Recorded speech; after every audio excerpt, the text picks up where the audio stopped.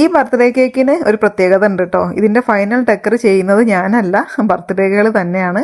ഇത് ഓഗസ്റ്റ് 15 കൊടുത്ത കേക്കാണ്. August 16 birthday. അപ്പോൾ എൻ്റെ സ്കൂളിലെ സൗമ്യ തന്ന ഓർഡറാണ്.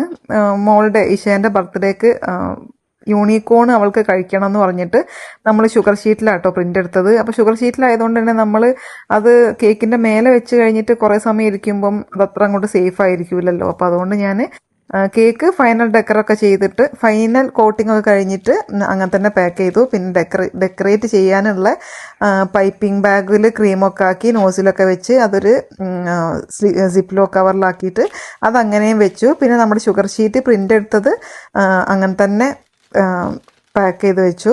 പിന്നെ എന്തൊക്കെ ചെയ്യേണ്ടതെന്ന് ഞാൻ പറഞ്ഞു കൊടുത്തിട്ടുണ്ടായിരുന്നു കേട്ടോ. ഇത് ഒരുപക്ഷെ അവർ ചെയ്യുന്നത് ഇഷ ചെയ്യുന്നത് അത്ര അങ്ങോട്ട് പെർഫെക്റ്റ് ആവൊന്നും ഇല്ലായിരിക്കാം. പക്ഷെ എന്നാലും അവർക്കതൊക്കെ ഒരു സന്തോഷമായിരിക്കുമല്ലോ. ഈ കുട്ടികൾക്ക് അവരുടെ കേക്ക് അവരെന്നെ ഡെക്കറേറ്റ് ചെയ്യുമ്പം അതിൻ്റെ ഒരു ഹാപ്പിനെസ് വേറെ തന്നെയല്ലേ. അപ്പോൾ അതുകൊണ്ടാണ് ഞാൻ പിന്നെ അവൾ തന്നെ ചെയ്യട്ടെ എന്ന് വിചാരിച്ചിട്ട് കൊടുത്തത്. പിന്നെ ബർത്ത്ഡേ വലിയ ഫംഗ്ഷനൊന്നുമില്ല, അവർ മാത്രമുള്ള ഒരു ഫംഗ്ഷനാണ്. കഴിഞ്ഞ 1-2 വർഷമായിട്ട് ഈശാൻ്റെ ബർത്ത്ഡേക്ക് ഞാൻ തന്നെ ആട്ടോ കേക്ക് ചെയ്ത് കൊടുക്കാറുള്ളത്. അപ്പോൾ ദാ ഈശ നമ്മുടെ കേക്ക് സെറ്റ് ചെയ്യുന്ന ഒരു വീഡിയോ സൗമ്യ അയച്ചു തന്നിട്ടുണ്ടായിരുന്നേ. എന്തായാലും അവളുടെ ബർത്ത്ഡേ കേക്ക് അവൾ തന്നെ സെറ്റ് ചെയ്യുന്നത് അവൾക്കൊരു ഫസ്റ്റ് എക്സ്പീരിയൻസ് ആയിരിക്കും. ഒരു ബർത്ത്ഡേ ഇങ്ങനെ ആഘോഷിക്കട്ടെ.